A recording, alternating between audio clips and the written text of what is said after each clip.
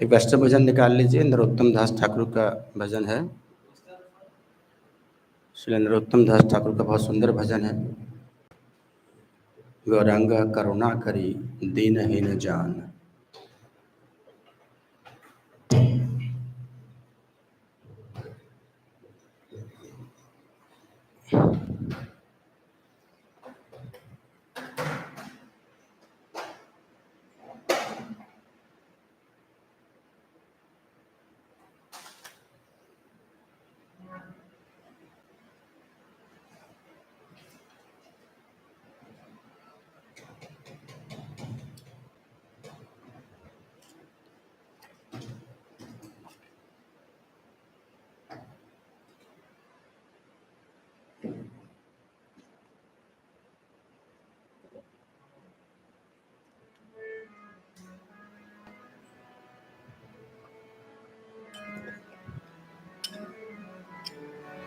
बहुत सुंदर भजन है, आप निकाल सकते हैं इंटरनेट पे, अपने गूगल पे। गौरांगा करुणा करी दीनहीन जान। श्री नरोत्तम दास ठाकुर का बहुत सुंदर भजन है, इसको गाने का प्रयास करेंगे।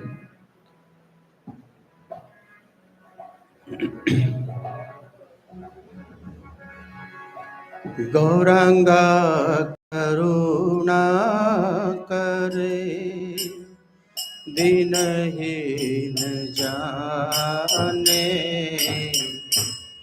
मौसम पतिता प्रभु नाहि त्रिभुवने।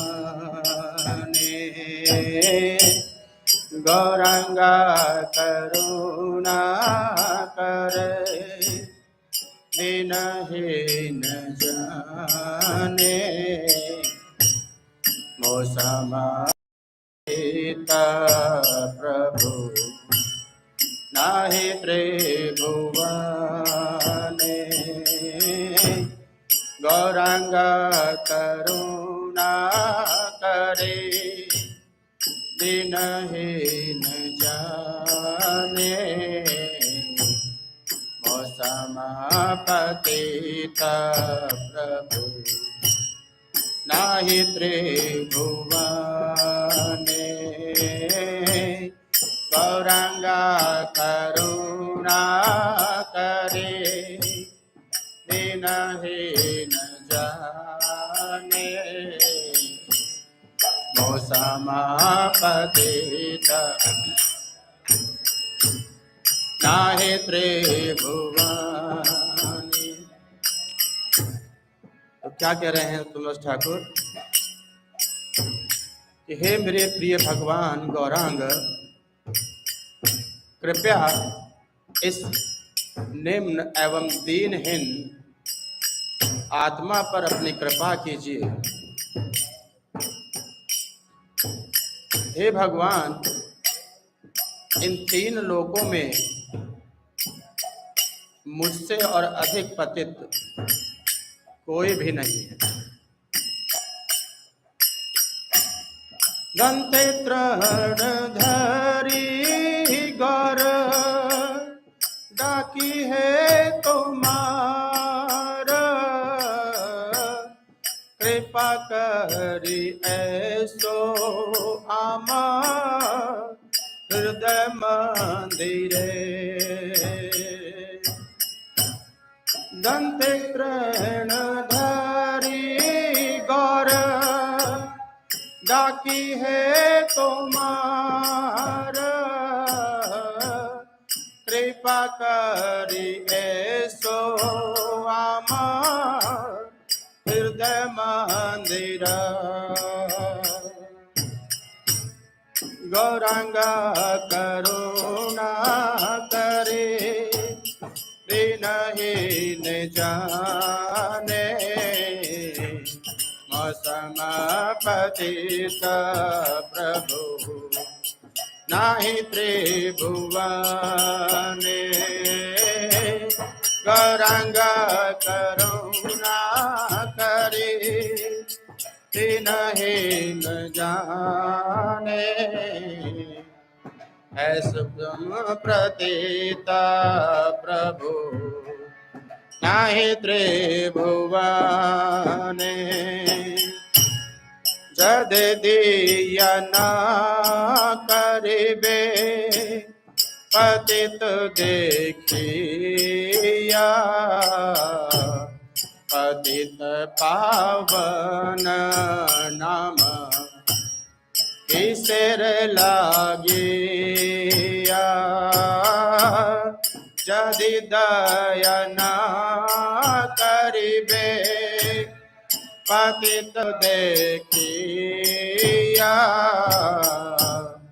पतित पावन नाम किसर लागिया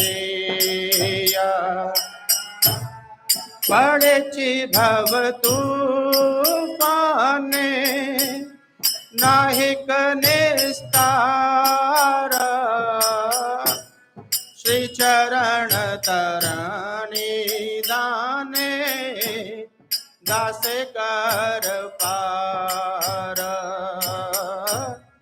पड़छि भव तूफाने नाहिक निस्तार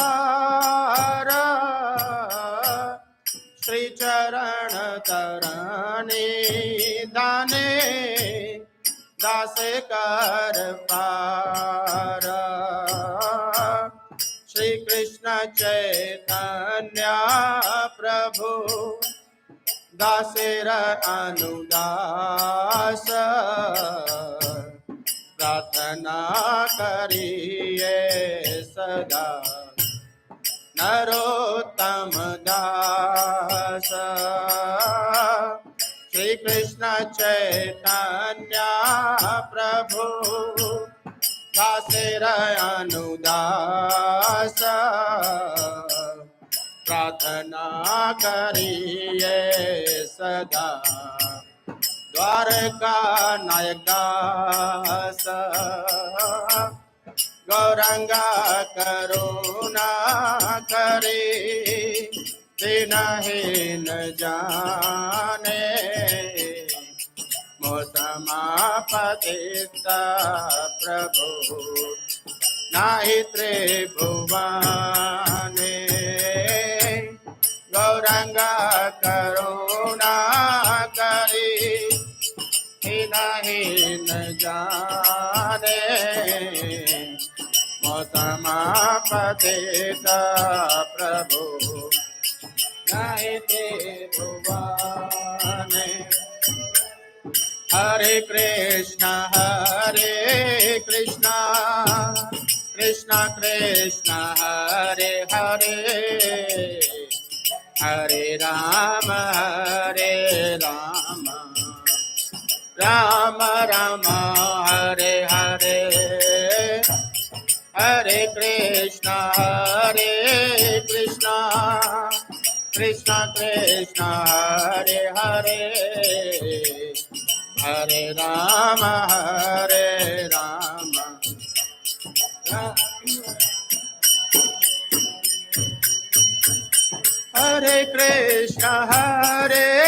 कृष्ण कृष्ण कृष्ण हरे हरे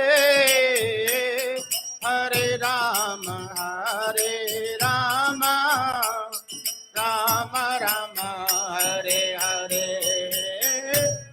हरे कृष्ण कृष्ण कृष्ण हरे हरे हरे राम राम राम हरे हरे हरे कृष्ण कृष्ण कृष्ण हरे हरे हरे राम राम राम हरे हरे हरे कृष्ण कृष्ण कृष्ण हरे हरे हरे राम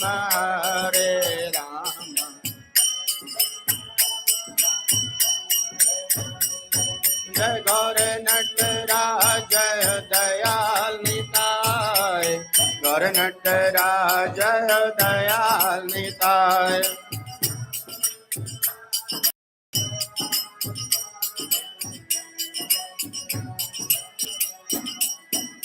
जय जय प्रभुपाद प्रभुपाद प्रभुपाद जय श्रील प्रभुपाद जय जय प्रभुपाद।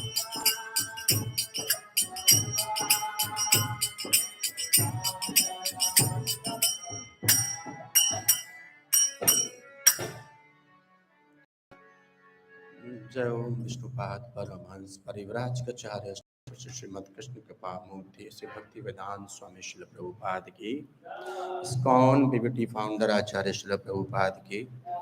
जय ओम विष्णुपाद परमहंस परिव्राजकाचार्य स्तोत्र श्री श्रीमद कृष्ण कृपा मूर्ति भक्ति सिद्धांत सरस्वती ठाकुर श्रील प्रभुपाद की, अनंत कोटि वैष्णव वृंद की जय। नामाचार्य श्री हरिदास ठाकुर की जय। प्रेम से बोलो जय श्री कृष्ण चैतन्य प्रभु नित्यानंद श्री अद्वैत गदाधर श्रीवास आदि गौर भक्तवन की जय। संवेद भक्त की जय, संवेद भक्तवन की जय, संवेद भक्तवन की जय। श्री गुरु एंड गौरांग की जय। ओम नमो भगवते वासुदेवाय।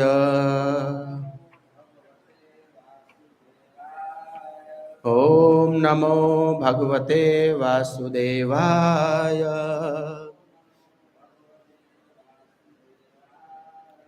ओम नमो भगवते वासुदेवाय।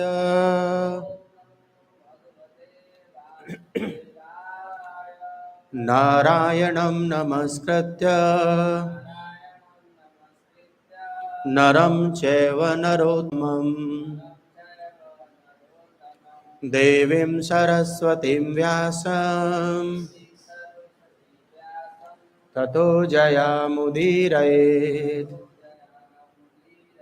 नष्टप्रायेषु अभद्रेषु नित्यं भागवत सेवया भगवतीम् उत्तम श्लोके भक्तिर्भवति नैष्टिकीम्। कृष्णाय वासुदेवाय देवकी नंदनाय च नंदगोपकुमाराय गोविंदाय नमो नमः। हरे कृष्णा। तो बहुत बहुत स्वागत है आज की इस प्रातःकालीन भागवतम कक्षा में। आज हम चर्चा कर रहे हैं पहले स्कंद के 19वें अध्याय का 8वां श्लोक। पहले श्लोक पढ़ेंगे, उसके बाद इसकी चर्चा करेंगे। मेरे साथ दोहराइएगा। तत्रोपजगमुर्भुवनं पुनाना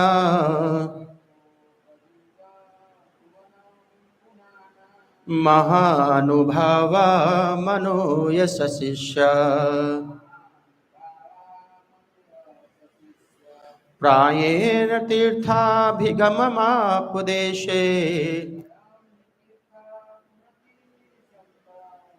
स्वयं हि तीर्थानि पुनन्ति सन्तः। तत्रोपजगमुर्भुवनं पुनाना महानुभावा मुनये सशिष्य प्रायेण तीर्थाभिगामुपदेशे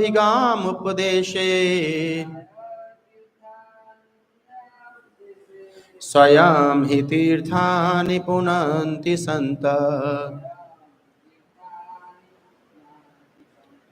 तत्रोपजगमुर्भुवनं पुनाना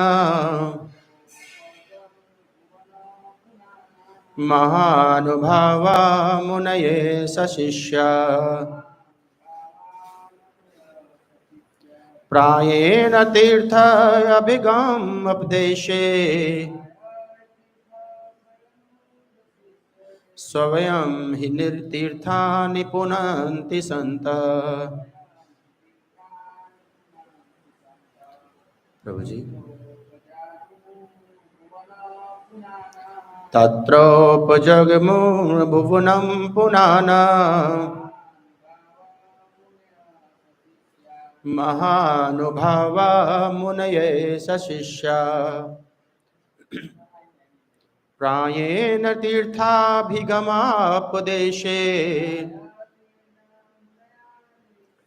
स्वयं हि तीर्थानि पुनन्ति सन्तः। हरे कृष्णा। शब्दार्थ। तत्र वहाँ, उपजगमु पहुँचा, भुवनम ब्रह्मांड को, पुनाना पवित्र करने वाले, महाअनुभाव बड़े बड़े मेधावी, मुनय विचारक, सशिष्या अपने शिष्यों समेत, प्रायेण प्राय, तीर्थ तीर्थ स्थान, अभिगम यात्रा, अपदेशे के बहाने से, स्वयं स्वयं ही, निश्चय ही, तीर्थानि तीर्थ यात्रा से सारे स्थान, पुनंति पवित्र बनते हैं, संत मुनिगण। अनुवाद श्रील प्रभुपाद के द्वारा। श्रील प्रभुपाद की इस उस अवसर पर बड़े बड़े मेधावी विचारक अपने शिष्यों के संग एवं अपनी उपस्थिति के द्वारा तीर्थ स्थानों को निश्चय ही पवित्र करने वाले मुनिगण तीर्थ यात्रा के बहाने वहां आ पहुंचे। तात्पर्य, जब महाराज परीक्षित गंगा के तट पर बैठ गए तो ये समाचार ब्रह्मांड में चारों दिशाओं में फैल गया और अत्यंत मेधावी मुनिगण जो इस अवसर के महत्व को समझ सकते थे, तीर्थ यात्रा का बहाना करके वहां आ पहुंचे। वास्तव में वे महाराज परीक्षित से भेंट करने आए थे, स्नान यात्रा करने नहीं आए थे, क्योंकि वे सभी तीर्थों को पवित्र करने में सक्षम थे। सामान्य लोग अपने समस्त पापों को धोने के लिए तीर्थ स्थानों में जाते हैं।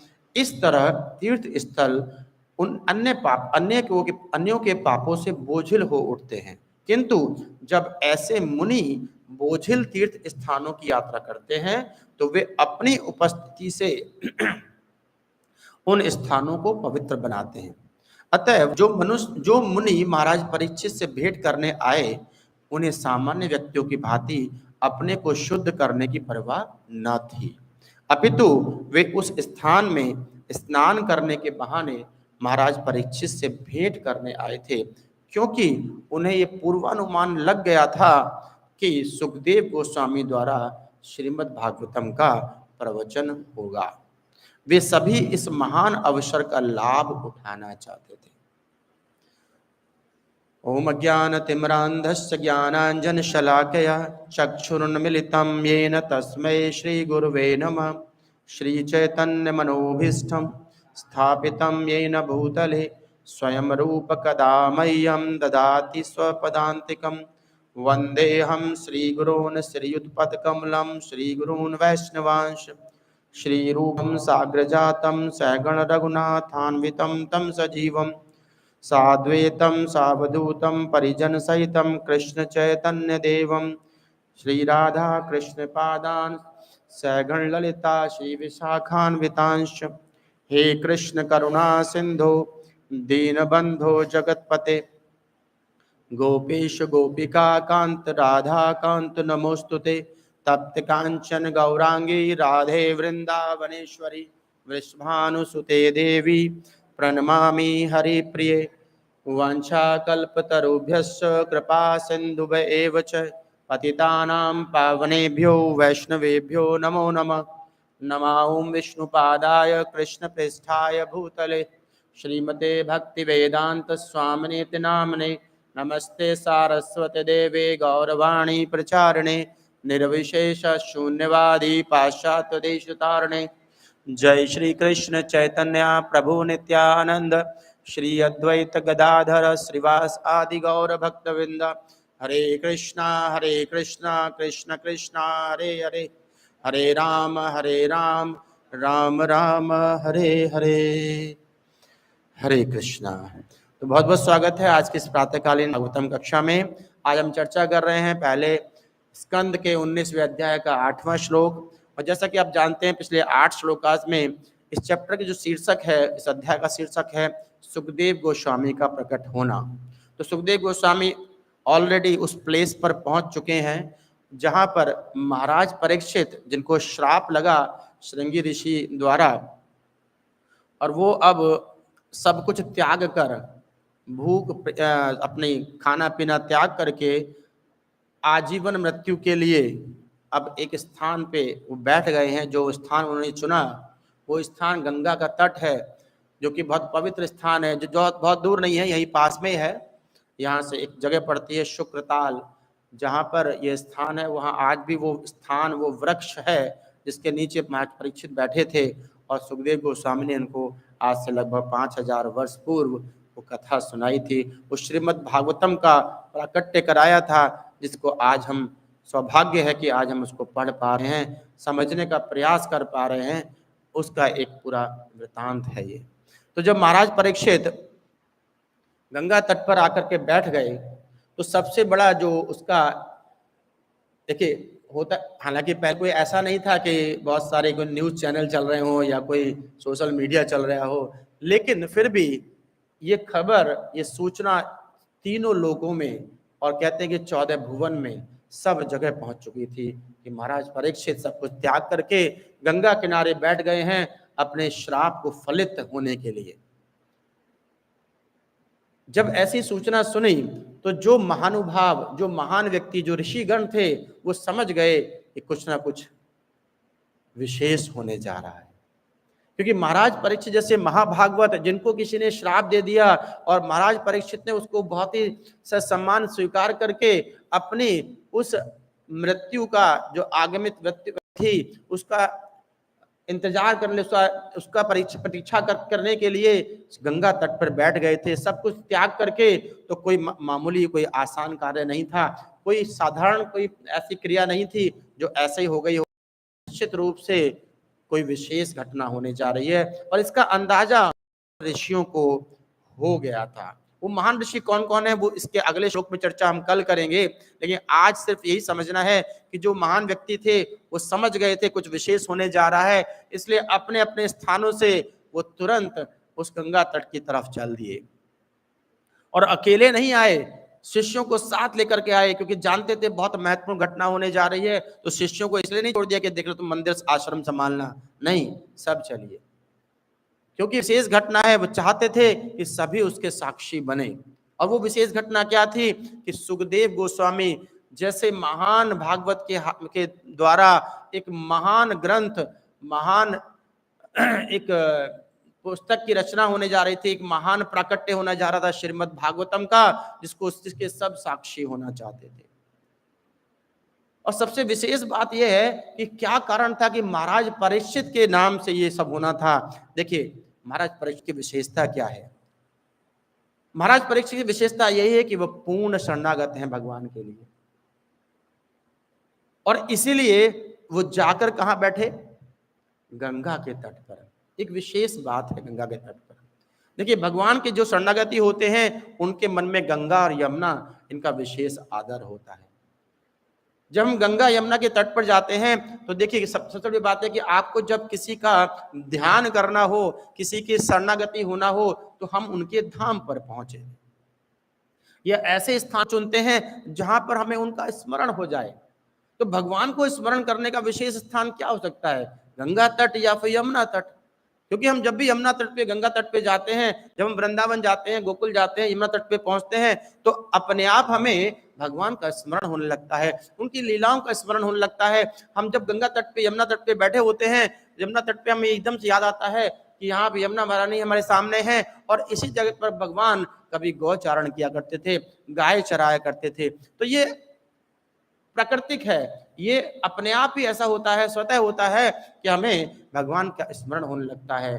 और हम चाहते भी यही है, क्योंकि जब हम बाहर आते हैं भौतिक जगत के अंदर, जब हम उन स्थानों से दूर होते हैं तो भगवान का स्मरण नहीं कर पाते, क्योंकि बहुत सारे हमारे सिर पे, हमारे मन में बहुत सारी चीजें चलने लगती हैं जो माया का प्रभाव होता है। तो उससे बचने के लिए इसलिए आवश्यक बताया गया है कि हम ऐसे स्थान पर पहुंचे जहां पर भगवान का स्मरण स्वतः हो जाए। और वो जगह क्या है, वो स्थान क्या है? वो स्थान ऐसे स्थान होते हैं जहां भगवान ने कभी अपना चरण रखा हो या भगवान के भक्तों का वहां प्राकट्य हुआ हो। यमुना देवी, क्योंकि यमुना देवी को भगवान की पत्नी के समान माना गया है, और गंगा देवी तो भगवान की भक्त हैं, तो इसलिए महाराज परीक्षित ने गंगा तट को चुना कि एक भक्त के सानिध्य में जाऊंगा तो शायद मुझे भगवान की शरणागति अच्छे से मिल पाएगी।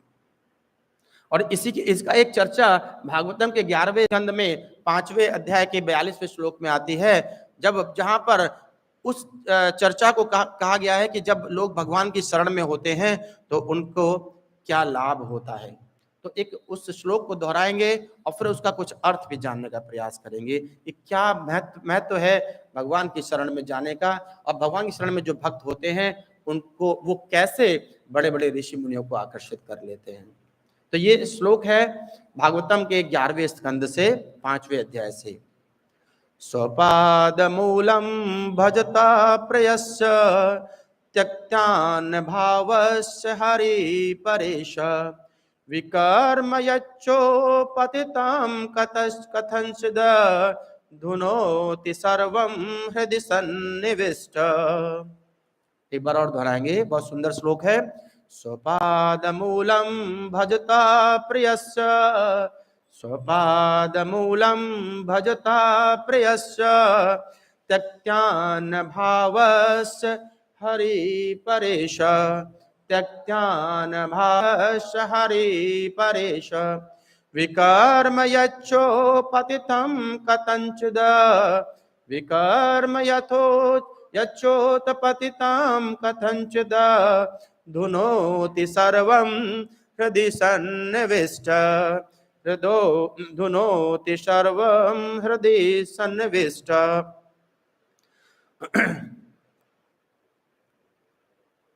इसका अर्थ समझते हैं, बहुत सुंदर इसका भावार्थ है। कहते स्वपाद मूलम भज, जो अन्य भाव से, जो अनन्य भाव से, समझने का प्रयास कीजिए क्या कहते हैं। स्वपाद मूलम भजता, जो अनन्य भाव से श्री भगवान के ही चरणों का भजन करता है। त्यक्त्यान भावस्य, और जिसने दूसरी सारी भावनाओं का त्याग कर दिया है। देखिए महाराज परीक्षित के वो गुण समझ लीजिए, ये गुण है एक भक्त के, शुद्ध भक्ति जो पूर्ण शरणागति होता है भगवान के चरणों में, वो कैसा होता है, वो उसके अंदर क्या क्वालिटी होती है। कहते जो सिर्फ अनन्य भाव से भगवान के चरणों का स्मरण करता है, भजन करता है, वो सारी दूसरी भावनाओं का त्याग कर चुका होता है। प्रियस्य, अतः वह जो भगवान का प्रिय है उसका कथिचिंत जिस किसी प्रकार यत जो कुछ उत्पतितम विकर्म पाप उत्पन्न हो जाता है, ततः सर्व उस सब को हृदय, उसके हृदय में सन्निविष्ट बैठे हुए परेश परमेश्वर हरि श्री हरि धुनोति नष्ट कर देते हैं। कहते हैं कि जिसके मन में सारी भावनाएं समाप्त हो जाती हैं, सिर्फ और सिर्फ भगवान का चिंतन रहता है, उसके सारे पाप कर्म भगवान उसके हृदय में बैठ करके नष्ट कर देते हैं। और यही सब कुछ भगवान ने महाराज परीक्षित के लिए किया, और यही कारण था कि बड़े बड़े ऋषि मुनि उनके दर्शन करने के लिए पहुंचना चाह रहे थे। इसका अनुवाद समझते हैं श्लोक का कि जिस मनुष्य ने अन्य सारे कार्यकलापों को त्याग कर भगवान हरि के चरण कमलों की पूर्ण शरण ग्रहण कर ली है, वह भगवान को अत्यंत प्रिय है।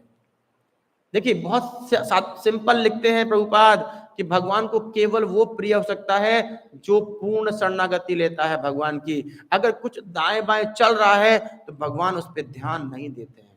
भगवान तभी कहते हैं, इसलिए देखिए बहुत सारे ऐसे उदाहरण हैं, भगवान पूर्ण शरणागति मांगते हैं। चाहे द्रौपदी का उदाहरण ले लीजिए, चाहे किसी और अन्य का, जब जब लोग भक्तों ने शरणागति पूर्ण की है तभी भगवान उसकी मदद के लिए आए हैं, उसको अपनी शरण में लिया है। भगवान चाहते हैं मेरे सिवा कोई और नहीं, क्योंकि भगवान अपने आप में पूर्ण है, हमें किसी और की आवश्यकता होनी ही नहीं चाहिए। तो कहते हैं निसंदेह यदि ऐसा शरणागत जीव संयोगवश कोई पाप कर्म कर भी बैठे, तो देखिए ऐसे व्यक्ति के लिए कितना सुविधाजनक है। अगर कोई व्यक्ति पूर्ण शरणागत है भगवान के लिए और कोई पाप कर्म अगर कर भी देता है, जाने या अनजाने में, कहते हैं जाने या अनजाने में भी नहीं, जानबूझ के भी कर देता है। जैसे महाराज परीक्षित ने जानबूझ के किया था ना, अनजाने में तो नहीं किया था। ऐसा तो नहीं सांप अपना आप हाथ में आ गया, उन्होंने इंटेंशनली जो भी मन में रहा होगा सांप गले में डाला, तो वो जानबूझ के किया, लेकिन ऐसे पाप को भी भगवान ने माफ कर दिया, क्षमा कर दिया, क्योंकि महाराज परीक्षित पूर्ण शरणागत थे भगवान के लिए। तो प्रत्येक हृदय में के भीतर स्थित भगवान तुरंत ही ऐसे पाप के फल को समाप्त कर देते हैं।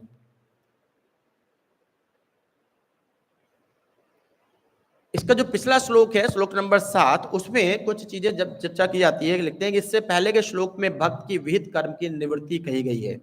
इस श्लोक में निषेध विधि तथा प्रायश्चित कर्म की निवृत्ति बतलाते हैं। तत्यान कहते हैं त्यक्त्यान भावस्य, अर्थात जो लोग देह में अथवा देवांतर की भावना को छोड़ देते हैं, जो इस भावना को छोड़ते हैं कि मुझे अब देहांतर नहीं करना है, मुझे अब पूर्ण शरणागति प्राप्त करनी है, मुझे भगवत धाम पहुंचना है, मुझे गोलोक धाम जाना है, जिसकी इच्छाएं इस भौतिक जगत से छूट जाती हैं, वही भक्त पूर्ण शरणागत माना जाता है। और इसलिए कहते हैं त्यक्त्यान भाव से, वो सारी भावनाओं को अगर त्याग दे तो ऐसे व्यक्तियों की निषिद्ध कर्म में प्रवृत्ति नहीं होती है, वो निषिद्ध कर्म में दोबारा नहीं लौटता है। यदि प्रमादवश या कहते हैं प्रमादवशात किसी प्रकार से पाप कर्म हो ही गया हो तो उसको भी श्री भगवान श्री हरि विनष्ट कर देते हैं। कितना शुद्ध लिखा गया है, क्लियर लिखा गया है कि यदि कोई व्यक्ति पूर्ण शरणागत है, कोई पाप कर्म जाने और अनजाने दोनों परिस्थिति में कर दे या हो जाए, तब भी भगवान उसको, जो हृदय में भगवान बैठे हैं, वो उसके सारे पाप कर्मों को नष्ट कर देते हैं। यदि कहें कि यम उसको ना माने तो इस पर कहते हैं कि परेश, यदि यम ना माने तो परेश कहते हैं श्री भगवान श्वेत रस समस्त जीवों के स्वामी हैं। यदि कहें कि श्रुतियां और स्मृतियां श्री भगवान की आज्ञा हैं, उस अपनी आज्ञा भंग को भगवान कैसे सह सकते हैं? यानी कि उस स्थिति को यम भी चैलेंज नहीं कर सकता, यम भी उसको कहीं काट नहीं सकता, क्योंकि भगवान की आज्ञा है, क्योंकि भगवान से ही सब कुछ है। सारी श्रुतियां सारी स्मृतियां भगवान के द्वारा आती हैं, तो उनकी आज्ञा भंग कोई नहीं कर सकता। इस पर कहते हैं कि प्रियस्य, वह भगवान का प्रिय जीव होता है। अपना प्रश्न होता है कि भगवान का भक्त अपने पापों के विनाशार्थ उनका भजन तो करता नहीं है। इसका उत्तर है कि भगवान उस भक्त के हृदय में स्वयं सन्निविष्ट रहते हैं। वस्तु शक्ति किसी की प्रार्थना की अपेक्षा नहीं करती। बहुत सुंदर लिख रहे हैं प्रभुपाद, कहते हैं कि जो व्यक्ति भगवान की शरणागत है, वो अगर भजन कर भी नहीं रहा है तो भगवान तो ऑटोमेटिकली उसके हृदय में आ जाते हैं। वो उसके भजन की चिंता नहीं करते, उस भजन के वेट या प्रतीक्षा नहीं करते हैं, स्वयं उसके पापों को नष्ट कर देते हैं। हृदय में रहने के कारण उसके अनन्य भाव से भगवान की जो उसने शरण ली है, भगवान पाप नष्ट क्यों कर देते हैं? क्योंकि वे श्री हरि हैं, और हरि का अर्थ ही है हर लेना, अर्थात पाप से मुक्त कर लेना। भगवान को हरि बोला इसलिए गया है क्योंकि भगवान हमारे पापों को हरते हैं, तो ऐसा करने में वे समर्थ हैं, इसलिए उनको परेश कहा गया है। परेश मतलब जो सर्वश्रेष्ठ हैं, परमेश्वर हैं, और वे करते भी हैं क्योंकि भक्त उनको प्रिय होता है। इसमें शब्द यूज किया गया है प्रियस्य, यानी कि इसका अर्थ यही है कि जो भगवान को प्रिय है, और जो भगवान को प्रिय होता है उसके विरुद्ध कुछ नहीं जा सकता, सब कुछ उसके अनुकूल होता है, क्योंकि भगवान स्वयं कर रहे होते हैं। इसलिए कहते हैं कि भगवत कर्म कीजिए, कृष्ण कर्म कीजिए, आपका कर्म कृष्ण करेंगे। इसको भगवान ने स्वयं गीता में कहा है। भगवान कहते हैं, भगवान 18वें अध्याय में, सर्वधर्मान परित्यज्य मामेकम शरणम सज, कहते हैं माम एकम शरणम व्रज, केवल और केवल मेरी शरण में आइए, सारे जितने भी तुम्हारे पाप कर्म हैं, अहम त्वाम सर्व पापेभ्यो, मैं तुम्हारे सब समस्त पापों को नष्ट कर दूंगा, और मोक्ष स्वामी मां सुचय, मैं तुम्हें मोक्ष प्रदान करूंगा। क्योंकि मोक्ष भी भगवान प्रदान कर सकते हैं, पाप भी भगवान हर सकते हैं, और कोई नहीं कर सकता। इसलिए भगवान को हरि कहा गया है, और इसलिए क्योंकि मोक्ष प्रदान करते हैं इसलिए भगवान को मुकुंद बोला गया है। तो भगवान के ये नाम इसीलिए हैं क्योंकि भगवान वैसा करते हैं। कहते हैं कि भगवत भक्त स्वेच्छा से कदापि पाप नहीं करता, कभी इच्छा से पाप नहीं करता एक भक्त, परंतु जैसा ऊपर उल्लिखित है कि भौतिक जगत एक ऐसा स्थान है जहां व्यक्ति को अनिच्छा पूर्वक भी पाप करना पड़ता है।